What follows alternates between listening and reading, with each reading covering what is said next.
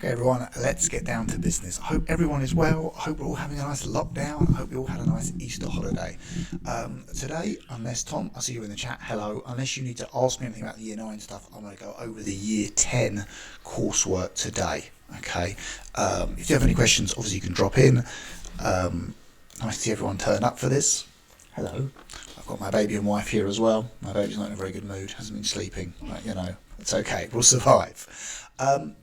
So, task 3, producing a digital game proposal. You should have done the first two. Hello, Charlie. Good to see you aboard, mate. Good to see the two regulars turning up at least. So you should have done for Year 10, chosen one idea out of your planning section and then given reasons for that choice. Then, talked about, there's a squeaky toy in my kitchen, I hope you can't hear that. And then identified design constraints and opportunities for the new game. Okay, so that should have just been a list. Again, I modelled that for you before.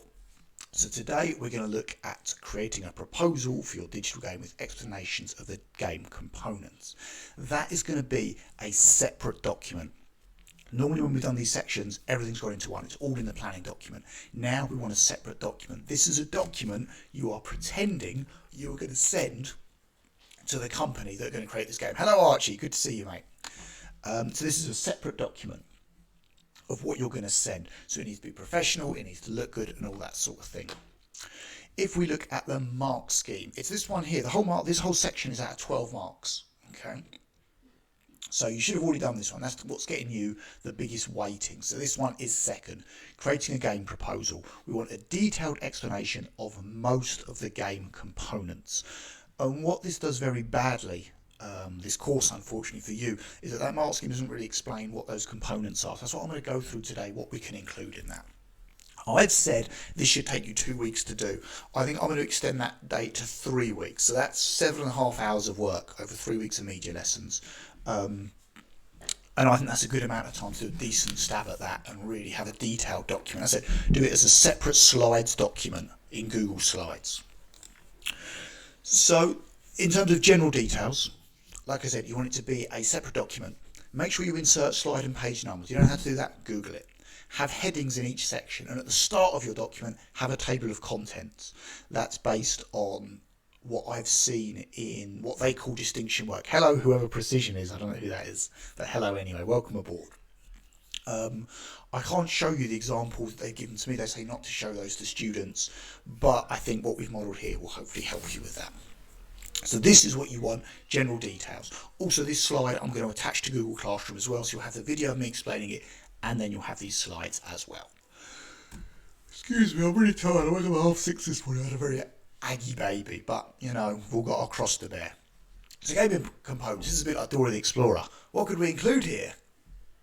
And this is where I pause, and this is where you shout at the screen, oh, why don't we include all this stuff? And then you're probably looking at the slide bar down the left-hand side and say, oh wait, the next slide's going to tell us all that. So don't worry, guys.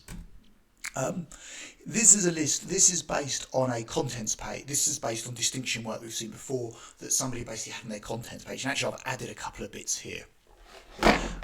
So I knocked over a box.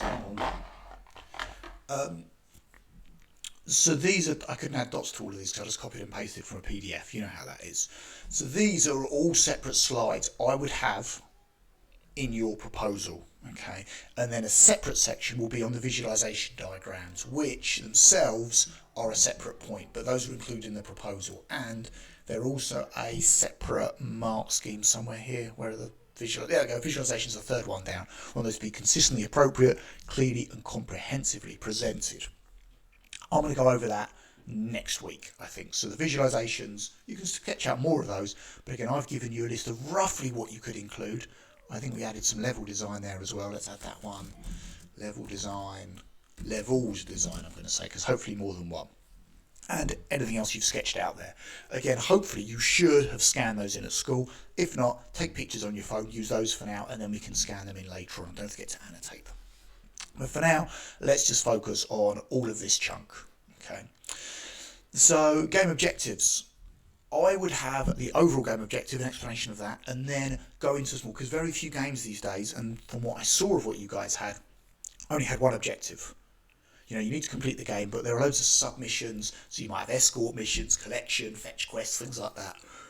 And then link those to what is in the game specifically. So here's an example that the overall objective is to get your school the highest possible rating. Okay, so that's overall.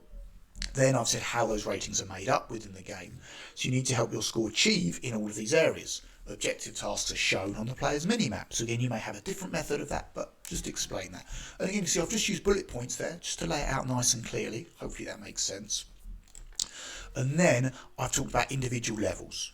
I wouldn't say about every single level, but I would kind of talk about the different points in the game. So the level 1 objective is very much a tutorial mission. I've said here. Someone's drawing graffiti in the corridors, you travel around the school at break times, interviewing students and staff to find out what they know. They can also visit the crime scenes and look for clues. Once you have enough evidence, approach their prefect, try and solve the case. Brilliant, okay? So that is explaining the objectives for level 1. For level 5, I've said here there's a little bit more going on. Again, I won't read through all this, you can look at the slides later. But you can see it's a bit more of a complex task because you're juggling a few different time-sensitive objectives. So what I've said here now is what the objectives do. Okay, they grant XP to the player. These can be spent in-game, faster speed, increased stamina, and that sort of thing, and then also on cosmetic upgrades in the form of haircuts, makeup, glasses. So again, a bit of explanation there. Target audience, God, we know this by now, don't we? Who's your game appealing to? How, why will it appeal to them? Okay, but also just talk about Peggy. Actually, I think we did that later on, so I'm going to cut that out of there for now. Don't worry about that. Just who's your game appealing to and why it will appeal to them. And again, I would probably have 4 to 5 reasons. Talk specifically. Well, you know what? It's a teen Sims. We've said it in a school, but there's a really cool art style, and there's this and this and this. So here's the Peggy descriptors I talked about. That may go on to the legal stuff, actually. Hang on a second. Hang on. Let me just check what I've done here. Actually, I'll put that under legal issues and restrictions. So we'll move that right to the end of this slide for now. Don't worry about that. Where were we? Ooh, excuse me. Target audience, blah, blah, blah. And game structure, okay.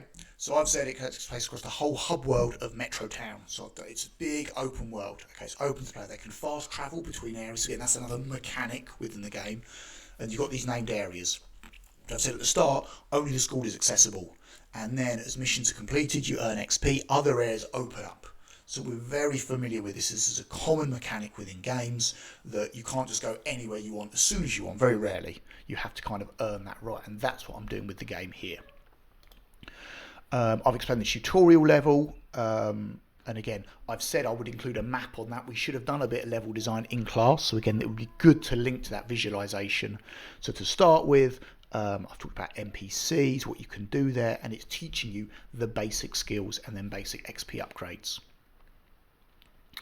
I've just talked about a later lesson, a later mission called Work Experience. I'll call it mission. So this is a lot later. It unlocks very late in the game, only if you completed certain challenges. So you won't be able to play every level you go through. It depends on choices that are made. I said it's difficult because we've got time limits and what happens if they complete that. So I've talked about the rewards as well. Sample dialogue. I've just got a bully mission and you talk to them called Nigel. Real common name I know amongst you kids. And then also I've got an example where you can choose like a dialogue wheel. So actually, what do you want to say to them? And then that would probably affect your XP or your score as you go through. It's not the best writing in the world, but you know, it gives you the rough idea. So that's something similar. Maybe you might want in your game. You may not. It depends. Legal restrictions. First of all, give a brief overview of any legislation that could affect your game. So Peggy, copyright, trademarks, and then you're saying how it could impact your project. Okay, because you can't just have the guy from Halo, you can't have the people from Animal Crossing in your game because that's copyright. Okay, so you need to have original art. It can be influenced by it, and then you can talk about Peggy descriptors. You know, what age is your game going to be, and then talk about these specifically. So actually, mine's going to have in-game purchases because it's going to have DLC and all that, and everything that goes with that. How does this all sound? So I would go through, do probably a couple of slides sometimes. Things like target audience and Peggy, that's 1 or 2 slides. Game structure, I would have a little bit more. And similarly for narrative structure, I'll probably have a bit more of an explanation there. Characters, again, you could focus on 3 to 4 of those. Visual style, maybe just that could link back to your mood board. Here's an example of the kind of art style that's going to be in the game from a popular manga on anime or existing games. Scoring systems, again, would you get that XP4 and such like. Any questions on that, gentlemen? Any questions? Have a little look, see what you think. Hopefully that's clear enough. I have uploaded a video about what to do if you need help, because I was getting a lot of people who haven't logged on this morning. You guys are logging on, good job. But people weren't logging on, and they just emailed me going, I don't get the work. You know, I'm not going to respond very positively to that because I'm spending this time doing videos and whatnot. But are there any questions on anything we've said there? If so, give me a little holler in the chat and I'll hang on for a couple of more minutes before I go and look after my crying baby. Because, you know, we've all got stuff going on. While we wait for any comments in the chat, I hope that everyone's well. I hope you had a nice Easter. It's nice with the sunshine, right? It's very windy in Brighton at the moment, so it's not as much fun. My wife's getting a sore ear, bless her. But I've been watching a lot of Tiger King. Tiger King's been good.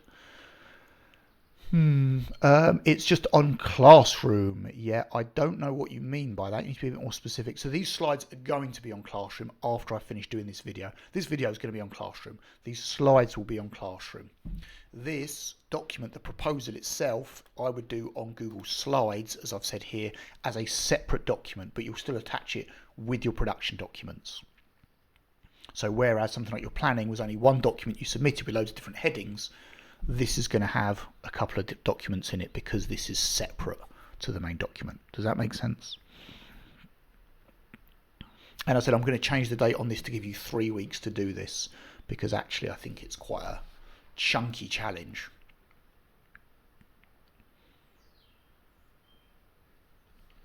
But I said for each of these you want probably a couple of slides. Things like sounds you probably won't have much slides on, but again, I would have a victory noise, which will be a nice ding or something like that. If you can find royalty-free sounds on the internet, which you can if you just, as always, Google. There's a website I've used before. Yeah, there's a couple there you could use and say, you know what, I'd have a sound similar to this, and even that we can click and hear that sound. That would be pretty cool. Otherwise, everybody, if that's all the questions, I'm going to log off and take my baby out for a walk and get some fresh air. You do all of your media work, and then maybe you can go and have some fresh air. Any more questions? I'm going to hang around for about another 30 seconds, and then we're done. That's it, we're all done. Is my baby asleep? My baby's asleep, guys. Or she's almost asleep. How exciting is this? This is really exciting. I'll be on again on Thursday. If you need to log on and ask any questions about that, that's absolutely fine.